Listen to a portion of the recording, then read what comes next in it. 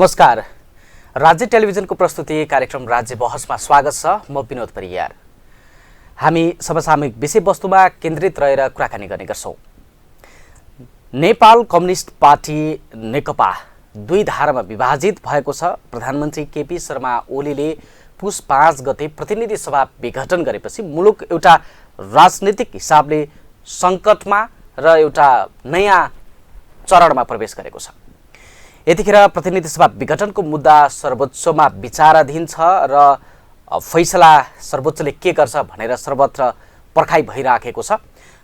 यसै सन्दर्भमा आज हामी खास गरेर नेकपा भित्रको विभाजन र यसले निम्ति आएको राजनीतिक सङ्कटको विषयमा केन्द्रित रहेर कुराकानी गर्नेछौँ। आज हामीसँग हुनुहुन्छ नेकपा प्रचण्ड माधव समूहका रूपन्देहीका अध्यक्ष तथा युवा नेता हुनुहुन्छ राजु गुरुङ। उहाँसँग हामी आज नेकपा भित्रको पार्टी विभाजनको श्रृङ्खलाभित्र केन्द्रित रहेर कुराकानी गर्नेछौँ। गुरुङजी, यहाँलाई स्वागत छ। धन्यवाद।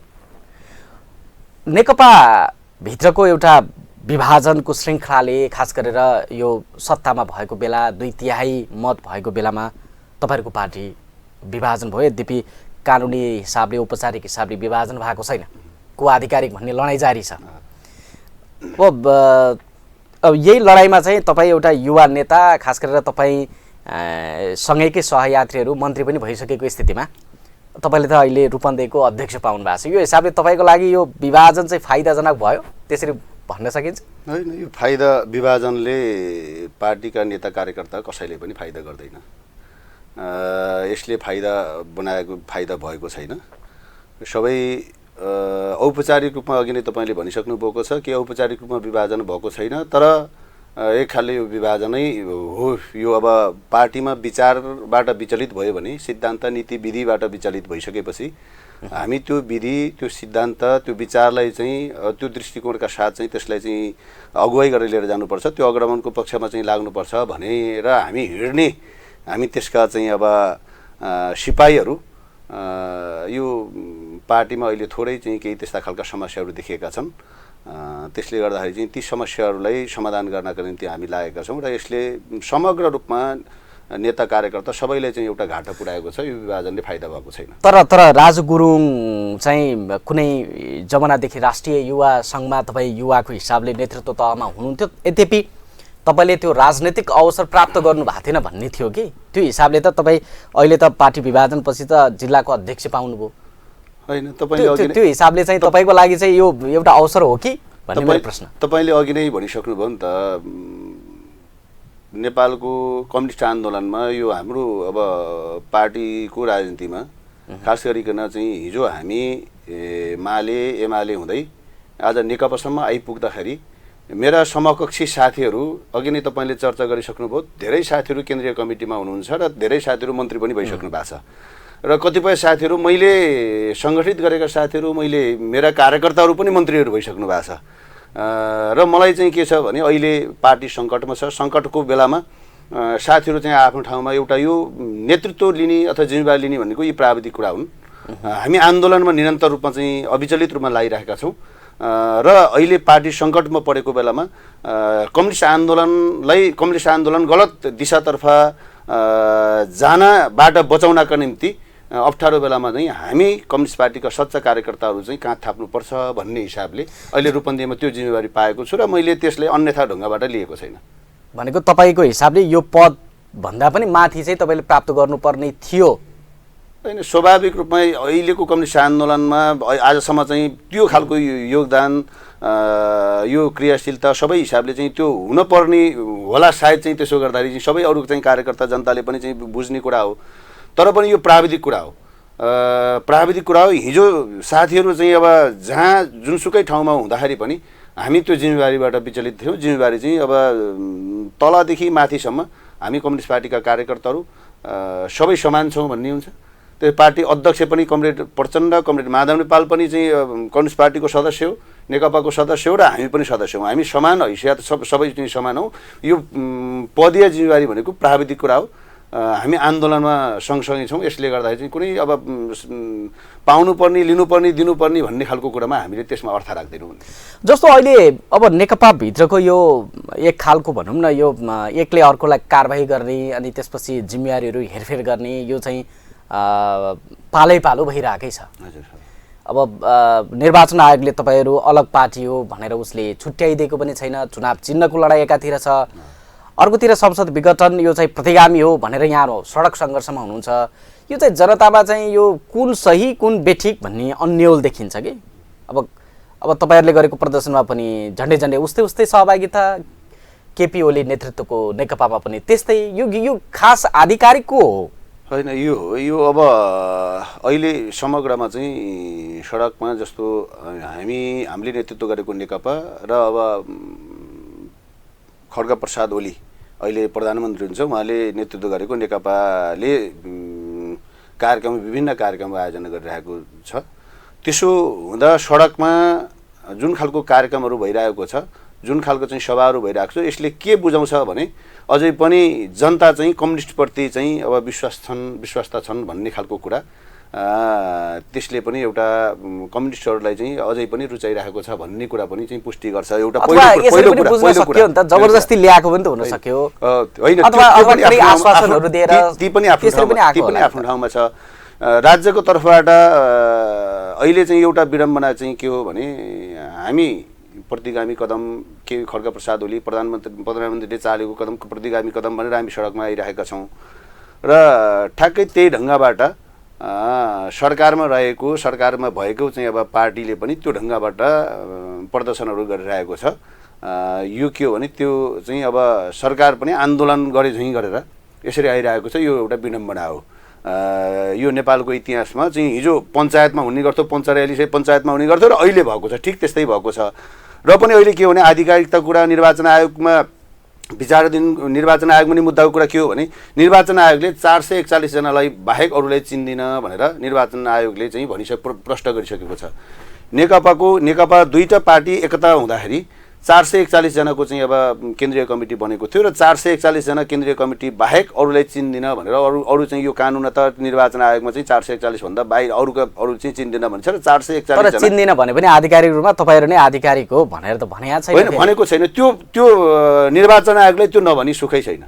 निर्वाचन आयोग 441 सम्म बहुमत कसको? निर्वाचन आयोगले गर्ने के हो भने निर्वाचन आयोगले दुईटा रजिस्टर खडा गरेर 441 यदि चाहिँ 441 लाई चाहिँ उसले वैधानिकता मान्ने हो, 441 लाई उसले चिन्ने, 441 जनालाई मात्रै चिन्ने हो भने 441 मा बहुमत प्रचण्ड नेपालको पक्षमा छ कि त्यसपछि केपी ओलीको पक्षमा छ, दुईटैलाई लाइन लगाएर हस्ताक्षर गरे भइगयो। त्यसो गर्दा जसको बहुमत छ ऊ आधिकारिक हुन्छ, त्यो स्वतः हुन्छ। र त्यसकारण चाहिँ हामी त करिब अब 300 को हाराहारीमा चाहिँ प्रचण्ड नेपालले नेतृत्व गरेको चाहिँ पार्टीमा 300 जना केन्द्रीय सदस्यहरू हुनुहुन्छ। त्यसले गर्दाखेरि वैधानिक हामी हो भन्ने कुरामा कुनै त्यसमा चाहिँ अर्को चाहिँ अब हामीले चाहिँ अब ढाँट गर्नुपर्ने, छल गर्नुपर्ने, हामी एकदम यो तर्क भने तर्क अगाडि सार्नुपर्ने त्यस्तो कुनै पनि अब अवस्था छैन। अब राजुजी, अब तपाईँ युवा नेता पनि हो, खास गरेर बुटवल क्षेत्रको प्रतिनिधित्व गर्ने भावनाले तपाईँको अब बुटवलमा युवाहरूले चाहिँ रुचाइएको मध्येको नेता पनि पर्नुहुन्छ। यद्यपि तपाईँलाई आरोप लाग्ने पनि गर्छ फेरि एउटा समूहले, त्यही कारणले तपाईँ राजनीतिमा पछाडि परेको भन्ने चर्चा परिचर्चा पनि हुन्छ। खैर, अहिले चाहिँ अब अर्थमन्त्री रूपन्देहीको हुनुहुन्छ विष्णु पौडेल, नेकपाको महासचिव हुनुहुन्छ होइन। सबै हिसाबले हेर्दाखेरिमा अहिले पनि दावा के छ भन्दा नेकपा ओली समूहको साबिकको लुम्बिनी अथवा अहिलेको लुम्बिनी प्रदेशमा ओली पक्षकै दबदबा छ। त्यो हुँदाहुँदै पनि अब तपाईँ चाहिँ अब यस्तो सङ्कटको बेलामा अथवा चुनौतीको बिचमा तपाईँ जिल्लाको नेतृत्व सम्हाल्नु भएको छ। वासुदेव घिमिरे जो तिलोत्तमाको मेयर हुनुहुन्थ्यो, घनश्याम भुषालको सबभन्दा निकट, उहाँ पनि ओली समूहमा प्रवेश गर्नुभएको छ। त्यो हिसाबले त यस्तो कमजोर भइयो भन्ने लाग्दैन? होइन, हामीले विचार चाहिँ प्रमुख कुरा हो। चाहिँ विचार कसको विचार? त्यो विचारले चाहिँ अब सत्यले विचारले चाहिँ जित्ने कुरा हो। हिजो कम्युनिस्ट पार्टी गठन गर्दा जम्मा 4 जनाबाट सुरु गर्नुभएको थियो होइन। आज कम्युनिस्ट पार्टी यति ठुलो विशाल कम्युनिस्ट पार्टी चाहिँ देशको सबैभन्दा ठुलो कम्युनिस्ट पार्टी भएको छ। त्यसले गर्दाखेरि चाहिँ विचार के हो, दृष्टिकोण के हो, सिद्धान्त के हो भन्ने कुरो प्रमुख कुरा हो। साथीहरू चाहिँ अब अहिले ठुलो भिड केपी ओली पक्ष खड्ग प्रसाद ओलीको पक्षको यहाँ चाहिँ बहुमत छ, यहाँको उनीहरूको दबदबा छ, विष्णु पौडेल पनि त्यही पक्षमा छ, उताको एउटा महासचिव हो त्यस कारणले चाहिँ दबदबा छ भन्ने कुरा बाहिर चाहिँ यसो चर्चा गर्ने अलिअलि हल्का फुल्का चर्चा गर्ने कुरा चाहिँ त्यो स्वाभाविक हो। तर हामी कम्युनिस्ट पार्टीका कार्यकर्ताहरू त हिजो सबै पञ्च नेपाली सबै नेपाली पञ्च भन्ने चाहिँ पनि दिन्थे, त्यसको विरुद्धमा हामी लडेका हौँ। ती पञ्चायतको विरुद्धमा लडेर हामीले पञ्चायतको विरुद्धमा लडेर तर गुरुङजी त्यति लडेर पनि जस्तो जो चाहिँ यो संसद विघटन चाहिँ प्रतिगामी कदम हो भनेर सडकमा नाराबाजी गर्दै हिँडेका एकदमै तपाईँहरूले हितैषी ठानेका मित्रहरू नै अर्को समूहमा गएपछि त्यसलाई के भन्ने अर्को समूहमा जहाँसम्म वासुदेव घिमिरेको कुरा छ उहाँले अहिलेसम्म त्यस्तो खालको उहाँले आधिकारिक विज्ञप्ति दिनु भएको छैन।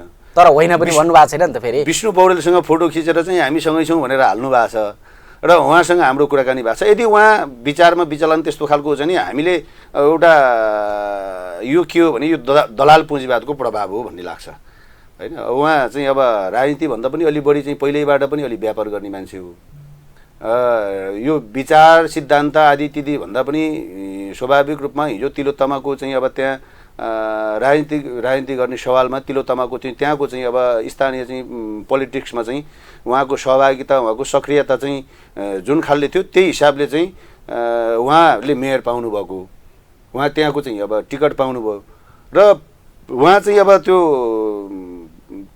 प्रमुखको निम्ति त्यहाँको मेयरको निम्ति चाहिँ थुप्रै आकाङ्क्षीहरूमध्ये थुप्रै प्रतिद्वन्द्वीहरूमध्ये चाहिँ नाममा हुनुहुन्थ्यो र उहाँ चाहिँ अब एक नम्बरमा त्यतिखेर चाहिँ एक नम्बरमै पढ्नुहुन्थ्यो। त्यो बेलामा चाहिँ क्रियाशीलताका हिसाबले कामका हिसाबले सबै हिसाबले त्यही हिसाबले गर्दाखेरि चाहिँ माननीय घनश्याम भुषालले उहाँको पक्षमा चाहिँ यहाँ अहिलेसम्मको पार्टी राजनीतिमा त्यहाँ बनाउने उसमा चाहिँ अब उहाँ व्यापार गर्नुहुन्छ, व्यवसाय गर्नुहुन्छ, त्यो सँगसँगै पार्टीमा पनि उहाँको योगदान छ। त्यसकारण चाहिँ उहाँको चाहिँ उपस्थिति चाहिँ यहाँ चाहिँ प्रमुख चाहिँ चाहिन्छ भन्ने खालले चाहिँ उहाँले आवाज उठाउनु भएको र उहाँसँग निकट तर जति निकट भने घनश्याम भुषालको अब एकदमै निकट मानिने भनेपछि त अब घनश्याम भुषालको निकटको एउटा एकदमै नजिकै व्यक्ति अडिन नसके पछाडि त कारण केही होला भन्ने छ कि जनतामा। मैले अघि नै भने यो दलाल पुँजीवादको प्रभाव हो, एकदम प्रष्ट दलाल पुँजीवादको प्रभाव हो। यति भनेपछि यहाँभन्दा बढी भन्नु पर्दैन। यो दलाल पुँजीवादको प्रभाव हो भने त धेरै नेताहरू त फर्किन सक्ने सम्भावना भयो नि त राजुजी। धेरै नेताहरू होइन यसो छ, धेरै नेताहरू यता होइन तपाईँ अब संसद पुनर्स्थापना हुने लगभग पक्कापक्की छ। संसद पुनर्स्थापना भइसकेपछि धेरै नेताहरू यता फर्कनुहुन्छ र पछुतो मान्नुहुन्छ। वासुदेव घिमिरे यदि साँच्चै नै उता जानुभएको भने उहाँले अहिले विज्ञप्ति निकाल्नु भएको छैन होइन। तर यदि साँच्चै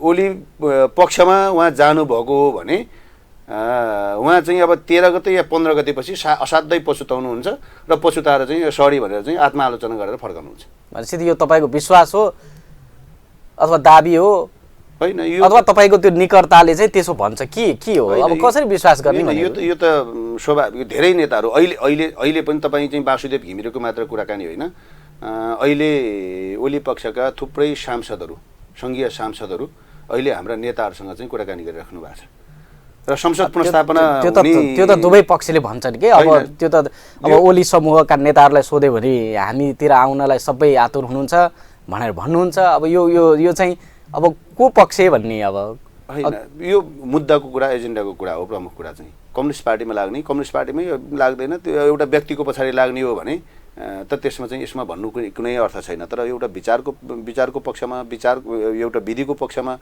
होइन एउटा सिद्धान्तको पक्षमा चाहिँ लाग्ने हो भने लाग्ने अब आजसम्म त्यही त्यो एउटा मूल्य र मान्यतामा चाहिँ अडिग भएर चाहिँ हिँड्ने साथीहरू चाहिँ अहिले स्वाभाविक रूपमा केही पद प्रतिष्ठा आदि इत्यादिका कारणले गर्दाखेरि चाहिँ अब त्यता नजिक पनि हुन सक्नुहुन्छ र कालान्तरमा हामी विधिको कुरा उठाइरहेका छौँ होइन, पद्धतिको कुरा उठाइरहेका छौँ, त्यसपछि हामी विचारको कुरा उठाएको छौँ, सिद्धान्तको कुरा उठाएका छौँ र यो समाजलाई साँच्चै चाहिँ एउटा रूपान्तरण गर्ने कुरा चाहिँ हामीले गरिरहेका छौँ।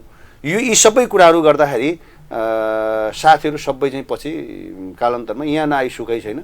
यो प्रचण्ड नेपाल पक्ष भनेको हरेक हिसाबले चाहिँ विधिका पक्षले, विचारका पक्षले, सिद्धान्तका पक्षले सबै हिसाबले चाहिँ एउटा राजनीतिक हिसाबले सबै हिसाबले चाहिँ एउटा मूल घर र यो मूल घरमा साथीहरू सबै फर्कनुहुन्छ यो संसद पुनर्स्थापना भइसकेपछि त झन् तपाईँको चाहिँ अब यसमा संसद पुनर्स्थापना चाहिँ 13 गते अथवा 15 गते भित्रमा चाहिँ फैसला हुने करिब चाहिँ अब त्यहाँ अन्त्य हुने अब त्यो फैसला कस्तो हुन्छ जो फैसला आउने कुरा त भएको छ। अब तपाईहरुले भने जस्तै पुनर्स्थापना हुन्छ अथवा पुनर्स्थापना भइसकेपछि पनि राजनीति यही सरल रेखामै जान्छ भन्ने त छैन होला, जटिल पनि हुन सक्छ नि त। स्वाभाविक रूपमा राजनीति भनेको त अब वक्र रेखामा चाहिँ चल्ने सरल रेखामा चाहिँ चल्दैन र संसद पुनर्स्थापना हुने कुरामा चाहिँ करिब पक्का जस्तो बाहिरी चाहिँ माहौल देख्दाखेरि अहिले अब अन्तिममा अहिले चाहिँ एमएकेस क्युरियरको चाहिँ त्यो खालको चाहिँ एउटा सुझावका कुरा हिजोको अधिवक्ता यहाँ वरिष्ठ अधिवक्ताहरूको पूर्व न्यायाधीशहरू र न्यायाधीशहरूले त्यहीँका श्रीमान सर्वोच्चका श्रीमानहरूले न्यायाधीशहरूले पनि दुवै पक्षतिर चाहिँ क्वेसनहरू गरेको र उहाँहरूको चाहिँ जुन खालको चाहिँ उसमा छ त्यसमा चाहिँ सर्वोच्चले पनि के हो भने त्यो संविधानमा भएको कुरालाई व्याख्या गर्ने हो, संविधानभन्दा बाहिरको कुरा व्याख्या गर्ने, संविधानमा भएको कुरालाई व्याख्या गर्दाखेरि संसद पुनर्स्थापना भन्दा विकल्पै छैन। अब जस्तो प्रचण्ड माधव समूह चाहिँ निर्वाचनबाट डरायो भन्ने छ कि ओली समूहको आरोप।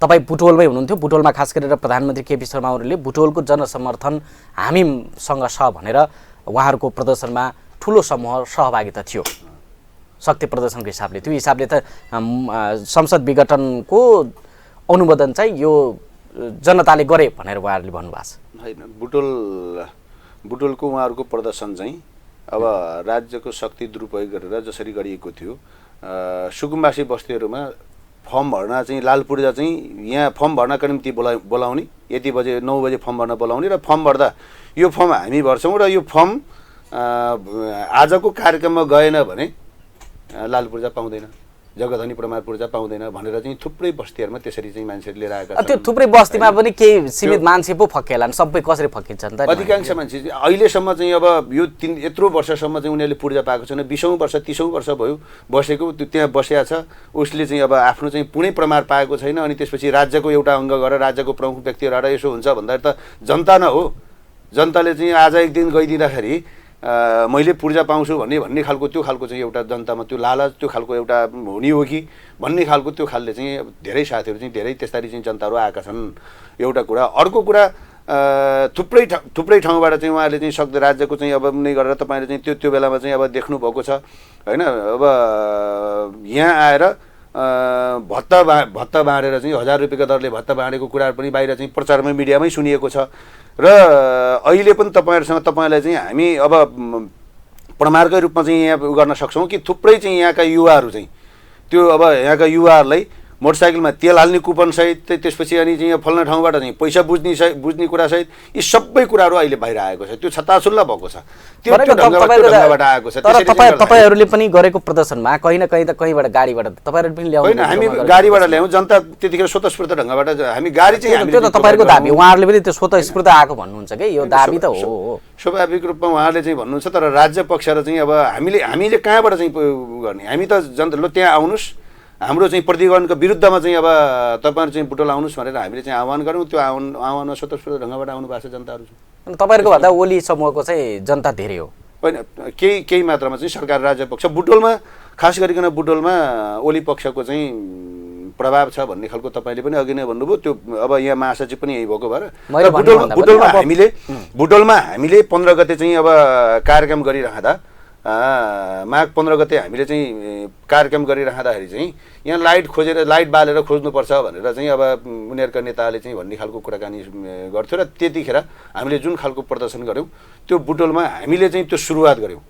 बुटवलमा चाहिँ त्यहाँ हामीले सुरुवात गऱ्यौँ र त्यहाँबाट चाहिँ त्यो बुटवलको त्यो कार्यक्रमबाट धेरै साथीहरू यहाँका धेरै चाहिँ अब जनता कार्यकर्ता सबै चाहिँ खुल्नु भएको छ र लाग्नु भएको छ। त्यसपछि चाहिँ अहिले तपाईँ गाउँ जानुहोस्, टोलमा जानुहोस्, हामी अहिले गाउँ टोलमा यो खास गरिकन रूपन्देही जिल्लामा अहिले म रूपन्देही जिल्लाको जिम्मेवारी लिएको हिसाबले रूपन्देही जिल्लामा प्रत्येक ठाउँमा जाँदाखेरि हामी सबै ठाउँमा चाहिँ एकदम सकारात्मक खालको चाहिँ अब रेस्पोन्स पाएका छौँ। त्यहाँ हामीले अहिले चाहिँ टोलसम्म चाहिँ टोल कमिटी बनाउने चाहिँ कुराकानी गर्छौँ, म कमिटीमा म बस्छु भनेर साथीहरूको जुन खालको उत्साह छ। हामीले अब विधानअनुसार हामी टोल कमिटीहरू सानो बनाउनै पर्छ, तर टोलमा चाहिँ हामी सबै कमिटीमा बस्छौँ भनेका छौँ। वडा कमिटीहरू चाहिँ त्यसरी चाहिँ हामीलाई चाहिँ वडा कमिटी चाहिँ छिटो गठन गर्नु पऱ्यो, हामी चाहिँ कमिटीमा बस्न आतुर छौँ भन्नुभएको छ।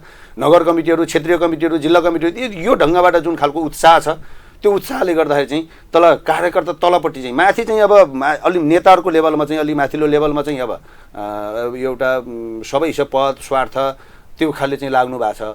तर कार्यकर्ता र जनताको लेभलमा अहिले हामी गएका छौँ। म अहिले चाहिँ यहाँको रूपन्देहीको सबै चाहिँ पालिकाहरूमा सबै गाउँहरूमा सबै टोलमा करिब चाहिँ यो 5 गतेपछि सबै ठाउँमा पुगेको छ र साह्रै उत्साह चाहिँ देखेको छु मैले। त्यसो भने त तपाईँहरू निर्वाचनसँग किन डराएको त? हामी निर्वाचनसँग त डराएकै छैनौँ। हामी निर्वाचनसँग डराएको छैनौँ। यो अहिलेको निर्वाचन के हो भने खड्गप्रसाद ओलीले यो गर्ने निर्वाचन होइन।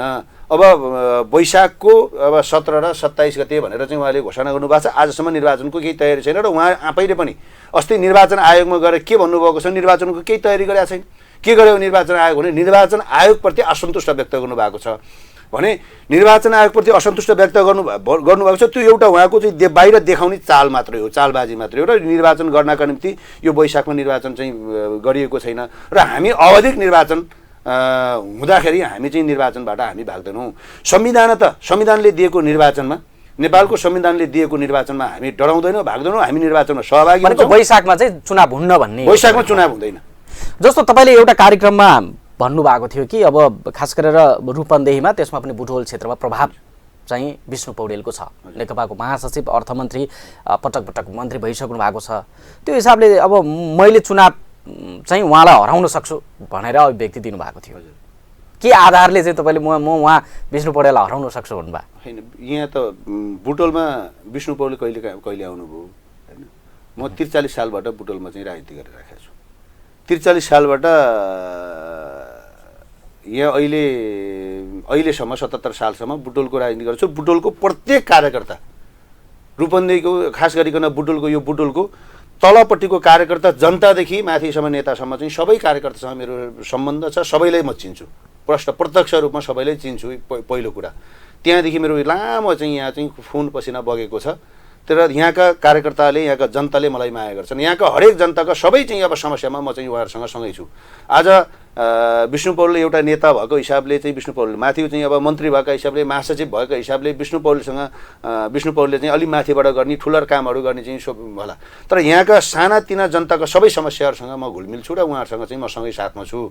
पहिलो आधार तर त्यो साथमा भयो भन्दैमै चुनाव जितिन्छ भन्ने आधार त होइन होला। किन भन्दा मतको हिसाबले त अब डाक्टर बाबुराम भट्टराई आएर पनि हारेर जानुभएको। त्यतिखेर डाक्टर बाबुरामलाई हराउने मामलामा पनि हाम्रो भूमिका थियो। त्यतिखेर डाक्टर बाबुराम भट्टराई यहाँ चुनावमा आउँदाखेरि मैले त्यतिखेर विष्णु पौडेल आफैले त्यो कार्यक्रममा चाहिँ विष्णु पौडेल चाहिँ त्यो चुनावी सभामा मैले घोषणा गरेको थिएँ, मैले भनेको थिएँ। विष्णु पौडेल पनि त्यो भन्न सक्नु भएन। डाक्टर बाबुराम भट्टराई अहिलेसम्म दोस्रो भएको छैन, सबै चिजमा प्रथम भएको छ भनेर डाक्टर बाबुराम भट्टराईले चाहिँ त्यो खालको परिचय छ नेपालमा।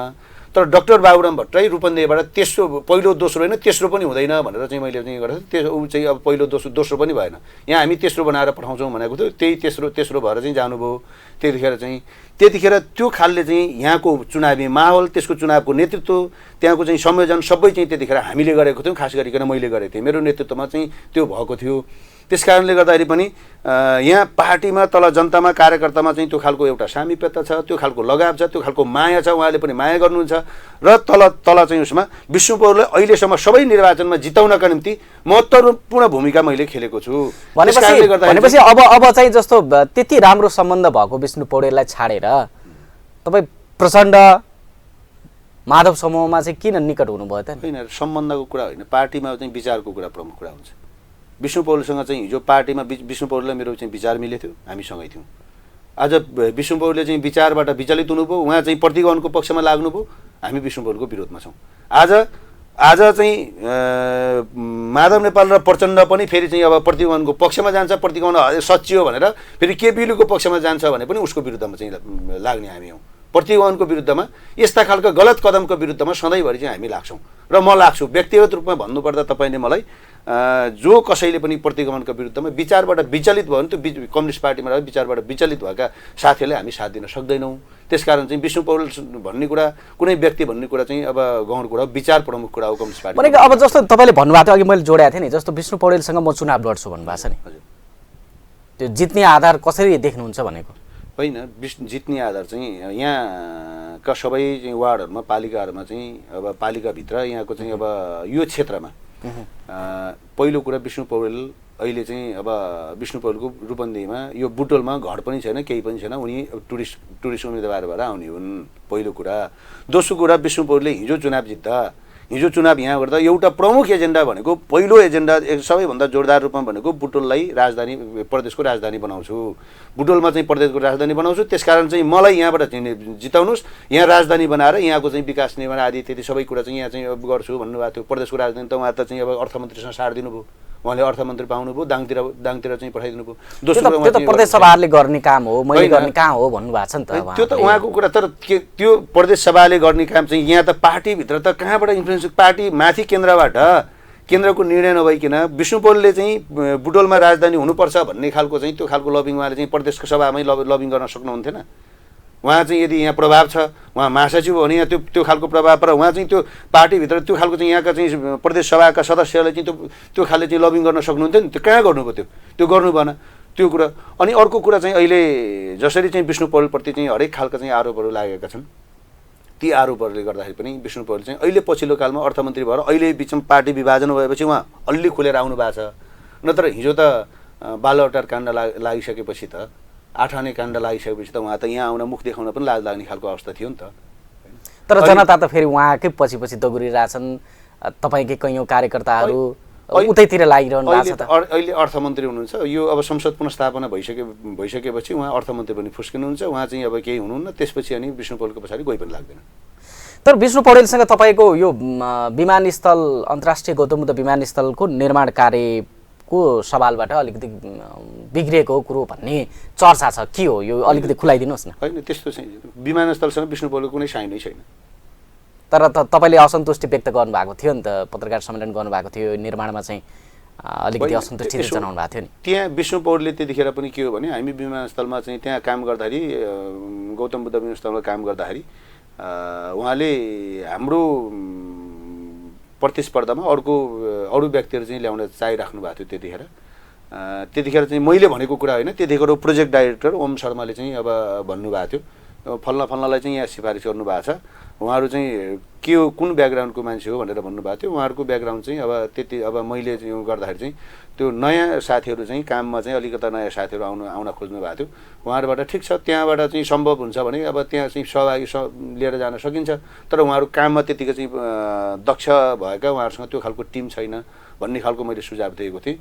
त्यो पछि चाहिँ अब त्यस्तो खालको उहाँको कुनै भएन र अब त्यहाँ प्रोजेक्ट डाइरेक्टरलाई नै उहाँले चाहिँ भन्नुभएको थियो हो भनेर प्रोजेक्ट डाइरेक्टर मार्फत चाहिँ हामीले सुनेका थियौँ। भनेपछि अहिले पार्टी विभाजन भएपछि अथवा यो जसरी अहिले चाहिँ जुन संसद विघटन भयो त्यसपछि तपाईँको कुराकानी भएको छैन विष्णु पौडेलसँग? भएको छ, 1-2 पटक चाहिँ भएको छ। तपाईँलाई आउनुहोस् भनेर पनि भन्नुभयो? होइन, त्यो आँट गर्नुहुन्न मलाई आउनुहोस् भनेर।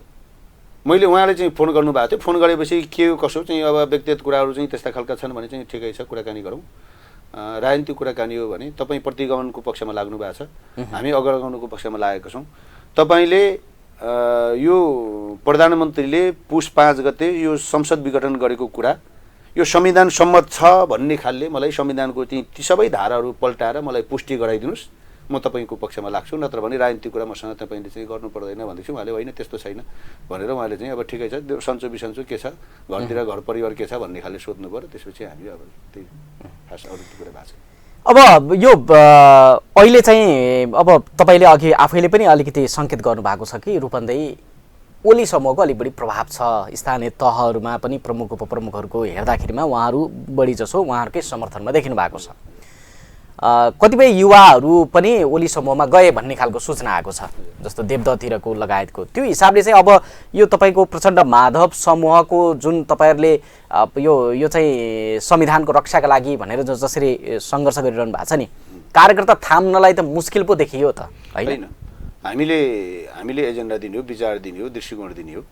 अब केही लोभी पापी साथीहरू चाहिँ कहिले यता कहिले उता गर्छन्, त्यो अहिले मात्र होइन, हिजो पहिल्यैदेखि चाहिँ त्यो चलिआएको कुरा हो होइन। हामीले चाहिँ यहाँ देख्यौँ प्रत्येक चाहिँ कार्यक्रममा कहिलेकाहीँ के हुन्थ्यो नि, केन्द्रीय नेताहरू आउँदाखेरि चाहिँ यहाँ अब प्रवेश गर्ने चाहिँ लड्को लाएर 100 जना 200 जना चाहिँ प्रवेश गरायो, फेरि चाहिँ अर्को ठाउँमा फेरि तिनै मान्छे फेरि प्रवेश गरेर चाहिँ फेरि तिनै मान्छे फेरि प्रवेश गर्ने लाइनमा जान्थ्यो। चाहिँ माथिको केन्द्रको ठुलो नेता आउन साथ प्रवेश गर्ने चाहिँ त्यस्तो खालको हिजो एउटा एक खालको ट्रेन्ड चाहिँ हामीले यहाँ समाजका बारेमा, राजनीतिका बारेमा होइन, विचारको बारेमा, दर्शनको बारेमा कति सिकायौँ, कार्यकर्ता कति प्रशिक्षित गऱ्यौँ भन्ने यो पछिल्लो कालमा हामी अलिकता वैचारिक रूपमा, राजनीतिक रूपमा, सैद्धान्तिक रूपमा अलिकता चाहिँ पार्टीलाई चाहिँ त्यो खालले चाहिँ अब अलि भुत्ते नै बनायौँ। पार्टी कार्यकर्ता सत्तामा पुगेपछि अलि भुत्ते भयो। जो पुराना साथीहरू हुनुहुन्छ तिनीहरू चाहिँ अब विचार गर्नुहुन्छ, विश्लेषण गर्नुहुन्छ र लाग्नुहुन्छ, अडिनुहुन्छ। अब अलि नयाँ नयाँ स्वार्थमा चाहिँ गर्ने अहिले लोभी पापी साथीहरू चाहिँ हामी विचारबाट प्रशिक्षित गरेनौँ, सिद्धान्तबाट प्रशिक्षित गरेनौँ, ती साथीहरू अवसर कता पाइन्छ है भनेर चाहिँ त्यो लाग्ने, त्यो चाहिँ अब त्यो एउटा मानवीय स्वभाव पनि हो, त्यो खालले लाग्नुहुन्छ। त्यसमा चाहिँ हामी अन्यथा लिँदैनौँ। तर अन्ततः के हो भने चाहिँ बुझिसकेपछि फेरि चाहिँ अब के हो विचार दृष्टिकोण के कहाँ ठिक छ भन्ने कुरा पछि चाहिँ लाग्नुहुन्छ। र हामी त्यस्तो अत्तालिएका छौँ, आत्तिएका छैनौँ। र हामी एकदम यो रूपन्देहीमा हामी पहिलो पार्टी बनाउँछौँ, पहिलो पार्टी बनाउने ढङ्गबाट साथीहरू चाहिँ यताउता चाहिँ एक दुईजना साथीहरू जानुहुन्छ, फेरि उताका साथीहरू यता आउनुहुन्छ। हामीले यता पनि चाहिँ ल्याएको छौँ, हामीले सार्वजनिक गरेका छैनौँ। थुप्रै साथीहरू यता पनि आउनु भएको छ। उनीहरूले चाहिँ के गर्नुहुन्छ, उहाँहरूले चाहिँ बाहिर देखाउनु पर्यो। सत्तामा छ उहाँहरूलाई डर छ, अझै पनि त्रास छ। ल फल्ना फल्ना त हामीतिर आयो भनेर फोटो खिचेर देखाउने कुरा चाहिँ महासचिव जस्तो, पार्टीको महासचिव, अर्थमन्त्री जस्तो मान्छेले तपाईँको हामीसँगै छौँ भने फोटो खिचेर उहाँले प्रचार गर्नुपर्ने हुन्छ, त्यस्तो हुन्छ। तर तपाईँले पनि फेरि जवाफ त दिनुभयो उपमेयरसँग, हामीसँगै छौँ भन्नुभयो, तर उहाँको पनि अभिव्यक्ति त आएन फेरि। होइन, उहाँ त उतातिर उपमेयरलाई त तपाईँले चाहिँ बोलाएर सोद्धाखेरि हुन्छ नि त। अन्तर यहीँ ल्याएर तपाईँहरूसँगै हुनुहुन्छ, हामीसँग हुनुहुन्छ उहाँहरू लगायत त्यहाँको वडा अध्यक्षहरूको सिङ्गो जनप्रतिनिधिको टिम हामीसँग हुनुहुन्छ। भनेपछि प्रमुख बाहेक हामी त्यहाँका चाहिँ सबै अरू चाहिँ जनप्रतिनिधिहरू, अरू वडा अध्यक्षहरू जति पनि हुनुहुन्छ हाम्रो कमिटीमा, हाम्रो जिल्ला कमिटीमा हुनुहुन्छ। उहाँहरू चाहिँ हामीसँग बस्नु भएको छ, हामीसँग चाहिँ रहनुहुन्छ त्यहाँ सिङ्गो टिम। हामीले प्रचार गरेका छैनौँ। हामीले किन प्रचार गर्ने? हामी विचारमा चाहिँ हामी काममा लाग्ने हो, जनताका बिचमा जाने हो, काममा लाग्ने हो, कार्यकर्ताको बिचमा जाने हो। अरू पनि हामी त्यो ओली समूहमा लागेका थुप्रै साथीहरू छन्। हामी तपाईँले चाहिँ यो टिभीमा मैले चाहिँ अहिले चाहिँ उहाँहरूको नाम लिन चाहन्न, साथीहरू चाहिँ हामीसँग थुप्रै साथीहरू आउनु भएको छ। अब जस्तो नि अब यो अघि तपाईँले भन्नुभयो जस्तो आफूतिर आयो भने चाहिँ त्यो एकदमै सच्चा हुने, प्रशंसा सुरु भइहाल्ने, आफ्नो समूहबाट अलग हुने बित्तिकै चाहिँ गाली गलौज सुरु गर्ने, लोभी पापी भन्ने, यस्ता खालका आरोपहरू लगाउने जुन राजनीतिक संस्कार देखिया छ कि अहिले, यो चाहिँ किन भयो? होइन, नेपाली राजनीतिमा होइन, पक्षमा होइन। साथीहरू चाहिँ के हो भने अब कि त पहिल्यै चाहिँ यो हो ठिक हो, चाहिँ यो गलतलाई पनि गलत हो भनेर चाहिँ अब म जे भए पनि मेरो यी सम्बन्धहरू चाहिँ सम्पर्क फल्ना यी नेताहरूसँग चाहिँ एउटा लिगेसी छ, उहाँहरूसँग चाहिँ म रहन्छु भनेर भन्नु पऱ्यो, पहिल्यै चाहिँ क्लियर हुनु पऱ्यो। होइन यो भनेर चाहिँ साथीहरू चाहिँ अब हामी त सबै यो प्रतिगमन हो, चाहिँ यो अब संवैधानिक हो भनेर चाहिँ पुरा सबैभन्दा चर्को चाहिँ रूपमा चाहिँ अब गर्ने, अनि त्यसपछि अनि लुसुक्क लाएर जाने, त त्यहाँ चाहिँ अब केही स्वार्थ नभइकन त जानु भएको छैन भन्ने हिसाबबाट सामान्यता चाहिँ भन्यो। तर चाहिँ के हो भने उहाँहरूको चाहिँ हिजोको पार्टीको योगदान, होइन, हिजोको पार्टीको चाहिँ उहाँहरूको क्रियाशीलता, त्यसलाई त हामीले अपमान गरेका छौँ नि, त्यसलाई चाहिँ हामी सम्मान गर्छौँ। पार्टी चाहिँ धेरै थोरै चाहिँ पार्टी चाहिँ यो ठाउँमा पुर्याउनका निम्ति उहाँहरूको पनि योगदान थियो, त्यसमा हामी सम्मानै गर्छौँ, त्यसमा हामी उहाँहरूको चाहिँ प्रशंसै गर्छौँ। तर आज किन चाहिँ अब उहाँहरू चाहिँ अब विचलित हुनुहुन्छ, किन त्यस्तरी चाहिँ अब खुट्टा कमाउनुहुन्छ, किन दायाँ बायाँ गर्नुहुन्छ, के स्वार्थका कारणले गर्दा गर्नुहुन्छ?